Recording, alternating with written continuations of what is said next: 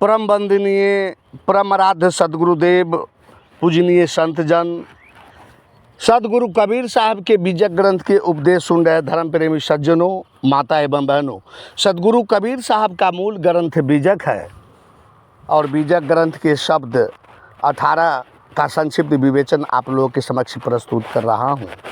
तो आइए श्रवण करते हैं। शब्द 18 कहते हैं कि राम गुण न्यारो न्यारो न्यारो, अबुझा लोग कहाँ लो बूझे, बूझ निहार विचारो।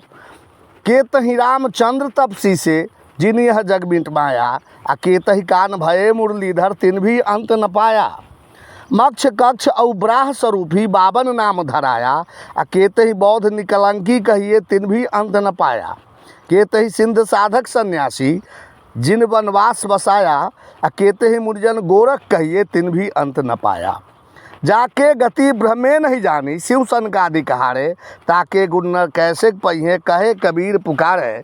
सदगुरु कबीर साहब इस शब्द में कह रहे हैं कि राम गुण न्यारो न्यारो न्यारो, अबुझा लोग कहाँ लो बूझो, बूझन हार विचारो कि राम का गुण तीनों गुणों से न्यारा है। इस तीनों गुण से तात्पर्य सतोगुण, तमोगुण तथा रजोगुण से, इसलिए साहब 3 बार न्यारो न्यारो न्यारो कहकर उपदेश दे रहे हैं। अविवेकी लोग इसे नहीं बूझ सकते, केवल विचारवान लोग ही इसे समझ सकते हैं। अबुझा लोग कहाँ लो बूझे, बूझ निहार विचारो। तो साहब कहते हैं कि विचारवान लोग ही इसे समझ सकते हैं। बहुत से लोगों का कहना है कि सर्वत्र व्याप्त ही परमात्मा है और वह सर्वशक्तिमान है, सर्वज्ञ है। तो साहब कहते हैं यह केवल धारणा मात्र है। जो सर्वत्र व्यापक राम है उसका साक्षात्कार कैसे किया जा सकता है।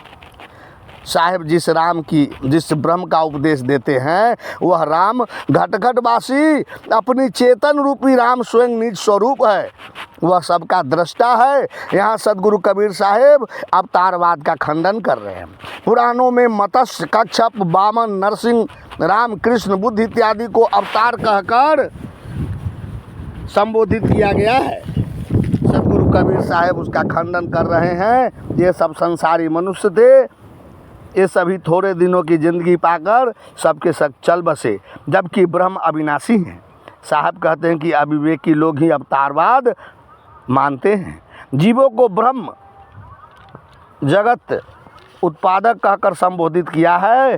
साहब अगले पद में उपदेश दे रहे कि केते ही रामचंद्र तपसी से जिनिया जग मिट माया, केते ही कान भये मुरलीधर तिन भी अंत न पाया। कि श्री रामचंद्र जैसे कितने तपस्वी इस धरती पर हुए जिन्होंने अपने आचरण से, सद्धर्म से समाज को प्रतिष्ठित किया। कितने बार श्री कृष्ण जैसे योगी महापुरुष इस धरती पर पैदा हुए और सब के सब चल पड़े, और कृष्ण जैसे प्रेम की राग अलापने वाले बहुत इस धरती पर आए। उस ब्रह्म का अंत वे लोग भी नहीं पा सके। सज्जनों, देश अनंत है तथा काल भी अनंत है, और लोगों की धारणा है कि अनंत देश काल व्यापी संसार उस ब्रह्म की सत्ता से चलता है। तो ब्रह्म तो देश काल से भी अतीत तथा परे।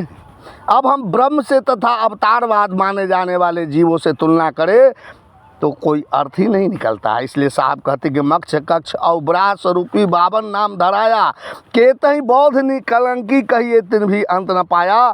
कितने ही मत्स्य, ब्राह और बावन नाम धराए, कितने ही बुद्ध और निष्कलंकी कहे गए, परंतु वे लोग भी परमात्मा का अंत नहीं पा सके। के तहि सिद्ध साधक सन्यासी जिन वनवास बसाया, के तहि मुनिजन गोरख कहिए तिन भी अंत न पाया।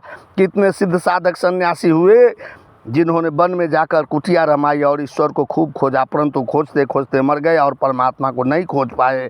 कितने ही मुनिजन और गोरख कहे जाने वाले संत हुए, पर वे भी प्रभु का भी अंत नहीं पा सके।